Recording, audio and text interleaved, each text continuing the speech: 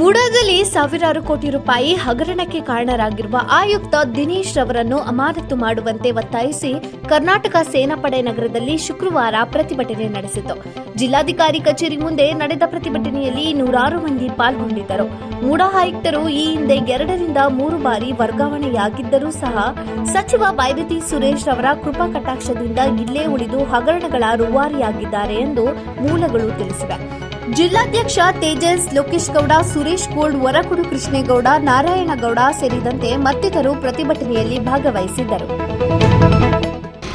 ಮೂಡ ಆಯುಕ್ತ ಆಗಿದ್ದಂಥ ದಿನೇಶ್ ಇಂದ kick bag ಹಣವನ್ನ ಪಡೆದು ಅವ್ರನ್ನ ಅಮಾನತು ಸಹ ಮಾಡದೆ ಬೇರೆ ಇಲಾಖೆಗಳಲ್ಲಿ ಒಂದು ಸಣ್ಣ ಪುಟ್ಟ ಒಂದು ಅಟೆಂಡೆನ್ಸ್ ಆಗಲಿಲ್ಲ, ಒಂದು 100 ರೂಪಾಯಿ, 200 ರೂಪಾಯಿ, 1000 ರೂಪಾಯಿ, ಲಕ್ಷ ರೂಪಾಯಿ ಹಗರಣ ಮಾಡಿದ್ರೆ ಅವ್ರನ್ನ ಅಮಾನತು ಮಾಡ್ತಾರೆ, ಅವ್ರನ್ನ ತನಿಖೆಗೆ ಒಳಪಡಿಸ್ತಾರೆ. ಅಂಥದ್ದು 3000 ಕೋಟಿ ಹಗರಣ ಆದರೂ ಸಹ ನಗರಾಭಿವೃದ್ಧಿ ಸಚಿವರು ಕಣ್ಣಿದ್ದು ಕಾಣದಂಗೆ ಕೂಡು ಜಾಣತನವನ್ನು ಪ್ರದರ್ಶನ ಮಾಡಿ ಅವ್ರನ್ನ ವರ್ಗಾವಣೆ ಮಾಡಿರೋದು ನಿಜಕ್ಕೂ ಖಂಡನೀಯ.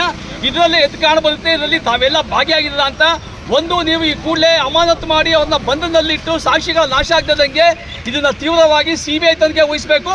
ಇಲ್ಲ ಅಂತಂದರೆ ನೀವು ರಾಜೀನಾಮೆ ಕೊಟ್ಟು ಕೆಳಗಿಳಿಬೇಕು.